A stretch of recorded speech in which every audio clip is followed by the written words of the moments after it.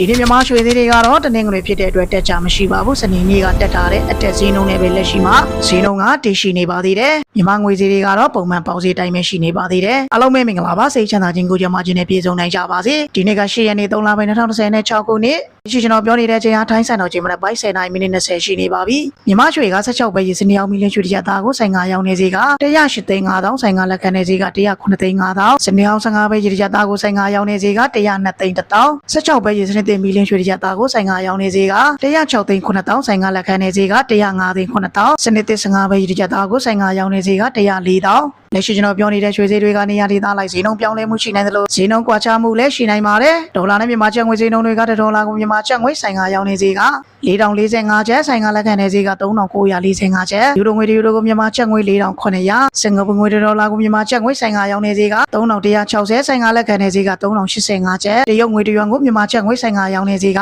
986ကျပ်ဆိုင်ကလက်ခံနေဈေးက992ကျပ်ဩစတြေးလျငွေဒေါ်လာကိုမြန်မာကျပ်ငွေ2845ကျပ်ဒါမှမဟုတ်မြန်မာကျပ်ငွေဈေးနှုန်းတွေကဖက်ပေးချက်ယူသမားတွေကဘတ်ငွေ805ဘတ်ကိုမြန်မာကျပ်ငွေ3သိန်းချက်ပေးဘက်ယူသမားတွေကကျပ်3သိန်းကိုဘတ်ငွေ985ဘတ်မလင်းငွေ100.13ညကိုမြန်မာကျပ်ငွေ3သိန်းဂျပန်ငွေ3996.83ညကိုမြန်မာကျပ်ငွေ3သိန်းကိုရီးယားငွေ3993.93.98ကိုမြန်မာကျပ်ငွေ3သိန်းအိန္ဒိယငွေ2292.21ကိုမြန်မာကျပ်ငွေ3သိန်းလက်ရှိကျွန်တော်ပြောနေတဲ့ငွေဈေးတွေကနေရာဒေသလိုက်ဈေးနှုန်းပြောင်းလဲမှုရှိနိုင်တယ်လို့ဈေးနှုန်းနဲ့ငွေကွာခြားမှုလည်းရှိနိုင်ပါတယ်မိမိတို့အနေနဲ့ငွေလွှဲတော်မယ်ငွေလဲလှယ်လုပ်တော်မယ်ဆိုရင်တော့ဝန်ဆောင်မှုပေးတဲ့သူရှိကိုရင်ဖုံးဆက်ပြီးမှာပဲငွေလဲလှယ်လုပ်ကြပါလို့ကျွန်တော်ကအကြံပြုခြင်းပါတယ်မြန်မာရွှေစင်းငွေစည်းတွေကိုအမြဲတမ်းတင်ပေးပါတယ်။အလုံးမဲ့စိတ်ချမ်းသာခြင်းကိုကြမ်းမာခြင်းနဲ့ပြည့်စုံပြီးအန္တရာယ်ကင်းလို့ပြီးရှင်းနိုင်ကြပါစေ။